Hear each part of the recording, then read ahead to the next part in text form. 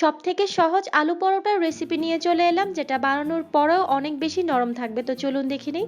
এখানে আমি 3টা মিডিয়াম সাইজের সেদ্ধ আলু নিয়েছি।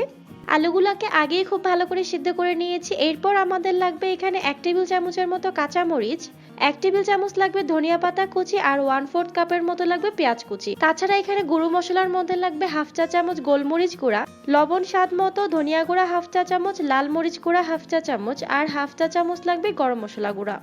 আলুগুলোকে আমি একটি স্ম্যাশার দিয়ে খুব ভালো করে ম্যাশ করে নিচ্ছি।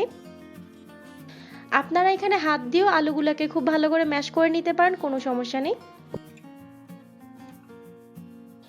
এখন আমি একে একে সবগুলো উপকরণ দিয়ে দিচ্ছি। প্রথমে আমি পেঁয়াজ কুচি দিয়ে দিলাম, এরপর 1 টেবিল চামচ কাঁচামরিচ, 1 টেবিল চামচ ধনিয়া পাতা কুচি দিয়ে দিচ্ছি, সেই সাথে গুঁড়ো মশলাগুলো একটা একটা করে দিয়ে দিলাম।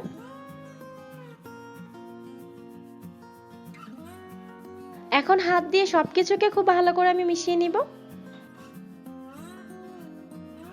আলুগুলোর সাথে সবকিছু মাখানো হয়ে গিয়েছে। এখন আমি এখানে নিয়েছি 1 কাপ পরিমাণ ময়দা।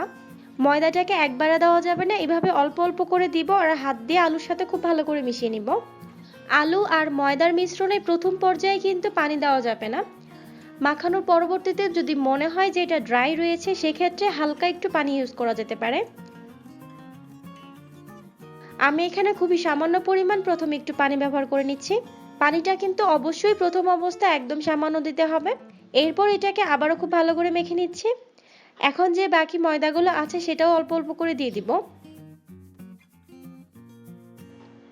সেই সাথে হালকা একটু পানি দিয়ে দিচ্ছি, কারণ আমার কাছে এটাকে অনেক ড্রাই মনে হয়েছে, এই জন্য আমি এটাকে ময়েস্ট করার জন্য অল্প একটু পানি আবারও দিয়ে দিচ্ছি।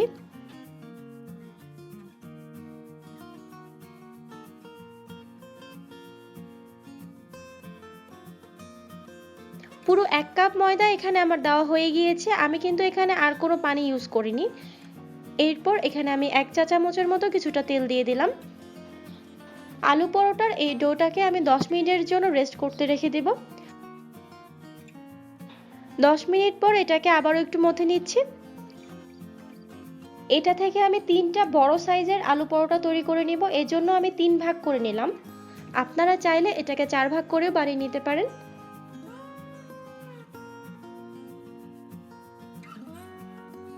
এখন 1 ভাগ অংশ এভাবে নিয়ে উপর থেকে এভাবে ময়দা ছিটিয়ে দিচ্ছি। এরপর এটাকে এভাবে বেলে নিব। আলু পরোটা পারফেক্ট ভাবে করার জন্য এর ভাজার পার্টটা কিন্তু খুব ইম্পর্টেন্ট। আমি এটাকে আলতোভাবে বেলে নিচ্ছি।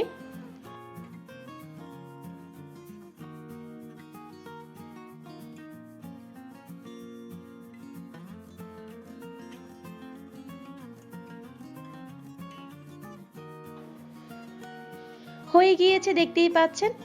চুলায় ননস্টিকের প্যান হালকা গরম করে নিয়ে আলু পরোটা দিয়ে দিলাম। এই পর্যায়ে চুলার আঁচটা মিডিয়ামে আছে। এক পাশ যখন খুব ভালো করে ভাজা হয়ে যাবে, তখন একটি স্প্যাচুলা দিয়ে আমি পরোটাটাকে এইভাবে উল্টে দিচ্ছি। এখন একইভাবে অপর পাশটা আমি ভেজে নেব। বেশ কিছুক্ষণ এপাশ ওপাশ ভেজে নেওয়ার পর এখানে আমি খুবই সামান্য পরিমাণ কিছুটা তেল দিয়ে দিচ্ছি। আলু পরোটাকে কিছুক্ষণ প্রথমে ভালো করে ভেজে নেওয়ার পর তারপরে এখানে কিন্তু তেলটা ইউজ করতে হবে। তেল দিয়ে আবারও কিছুক্ষণ উল্টে পাল্টে এটাকে ভালো করে ভেজে নিতে হবে। স্প্যাচুলা দিয়ে উপর থেকে এভাবে আলতো করে চেপে চেপে দিতে হবে।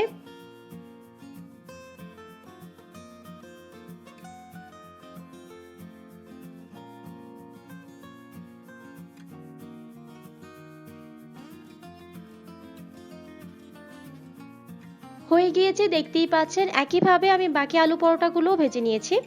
অসম্ভব মজার এই আলু পরোটা আপনারা এইভাবে একবার হলেও ট্রাই করে দেখবেন, আশা করি আপনাদের কাছে অনেক ভালো লাগবে। নরম তুলতুলে এই আলু পরোটা সকাল কিংবা বিকেলের নাস্তায় কিন্তু সহজেই বানানো যাবে। এমন সব মজার রেসিপি পেতে আমাদের ইউটিউব চ্যানেলটা সাবস্ক্রাইব করে রাখতে পারেন। আজ এ পর্যন্তই, সবাই অনেক ভালো থাকবেন। আল্লাহ হাফেজ।